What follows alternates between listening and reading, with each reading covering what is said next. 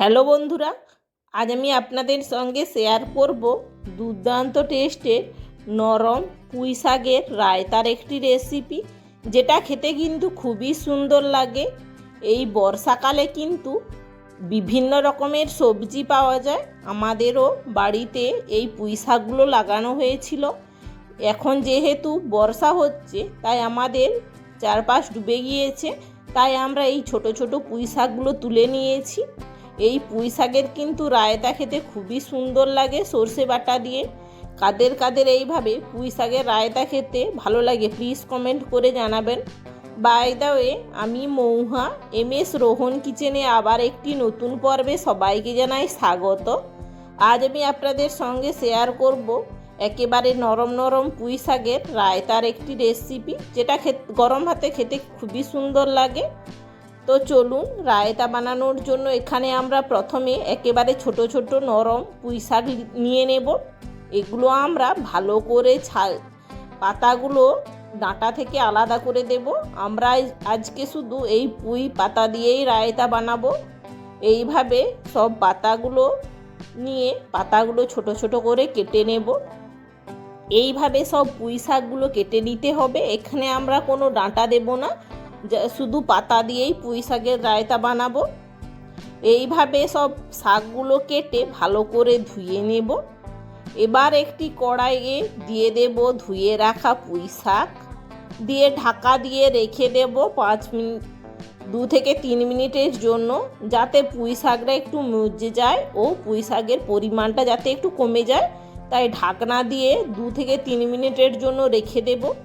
2 থেকে 3 মিনিট পর ঢাকনা খুলে দেব। দেখো কতটা শাকগুলো কমে গিয়েছে। প্রথমে কিন্তু 1 কড়া শাক হয়ে গিয়েছিল, ঢাকনা দিয়ে রেখে দিতে কতটা কমে গিয়েছে দেখো। এইভাবে শাকগুলো হালকা কমে আসলে খুন্তির সাহায্যে উল্টে দেব, যাতে ওপরের শাকগুলো এইভাবে সেদ্ধ হয়ে যায়। দেখো কতটা সুন্দরভাবে সেদ্ধ হয়ে যাচ্ছে। এইভাবে ভালো করে খুন্তির সাহায্যে নেড়ে দিয়ে দেব পরিমাণ মতো লবণ, দিয়ে ভালো করে দিয়ে দেব অল্প করে হলুদ, দিয়ে ভালো করে নেড়ে নেব। দেখো শাক থেকে এমনিই জল বের হয়ে যাচ্ছে, এখানে আমরা কোনো জলই দেইনি। যেহেতু নরম শাক, তাই শাক থেকে খুব জল বের হয়ে যাচ্ছে। এইভাবে ভালো করে নেড়ে শাকটা থেকে জলটা শুকনো করে নেব। এইভাবে হালকা হালকা জল থাকলে সেগুলো আমরা চেপে বের করে দেব। এবার যেহেতু পুঁই শাকের রায়তা বানাবো সর্ষে বাটা দিয়ে, তাই আমরা নিয়ে নেব সাদা সর্ষে ও 4টা কাঁচা লঙ্কা। এবার আমরা একটি মিক্সিং জারে দিয়ে দেব সর্ষে, কাঁচা লঙ্কা, দিয়ে দেবো অল্প করে জল, দিয়ে এইভাবে সর্ষের একটা পেস্ট বানিয়ে নেব। এইভাবে সব সর্ষের পেস্টগুলো বানিয়ে নিতে হবে। এবার আমরা শাকটা যে সেদ্ধ করে রেখেছিলাম সেটা আমরা ঠান্ডা করে নিয়েছি।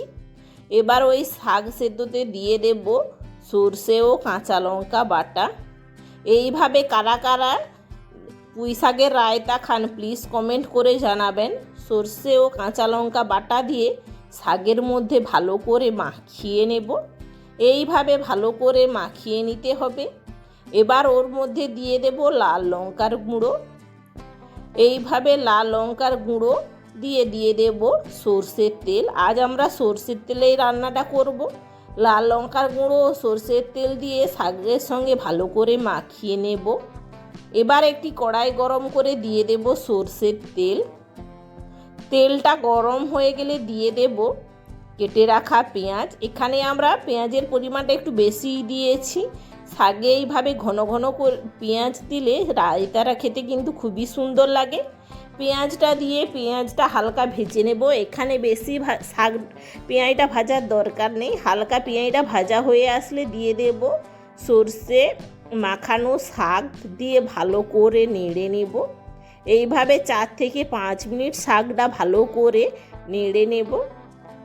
এইভাবে 4 থেকে 5 মিনিট নেড়ে নিলে দেখা যাবে শাকের যে গায়ের রসটা ছিল সেটা শুকনো হয়ে গিয়েছে। এইভাবে শাকটা ভালো করে নেড়ে দিয়ে দেব কাঁচা সর্ষের তেল। এই রায়তাটাতে কিন্তু কাঁচা সর্ষের তেল দিলে খুবই সুন্দর লাগে খেতে। সর্ষের তেল দিয়ে হালকা করে নেড়ে নামিয়ে নিব। আমাদের রেডি পুঁই শাকের রায়তা। আজকের এই ভিডিওটি কেমন হয়েছে প্লিজ কমেন্ট করে জানাবেন। ভিডিওটি যদি ভালো লেগে থাকে অবশ্যই লাইক ও বেশি বেশি শেয়ার করে দেবেন। চ্যানেলে নতুন হয়ে থাকলে প্লিজ চ্যানেলটিকে সাবস্ক্রাইব করে পাশে থাকা বেল আইকনটি প্রেস করে দেবেন, যাতে পরবর্তী ভিডিওর নোটিফিকেশান সবার আগে আপনাদের কাছে পৌঁছয়। এতক্ষণ আমার সঙ্গে থাকার জন্য অসংখ্য ধন্যবাদ। দেখা হচ্ছে আবার একটি নতুন কোনো ভিডিও নিয়ে। ততক্ষণ ভালো থেকো, সুস্থ থেকো।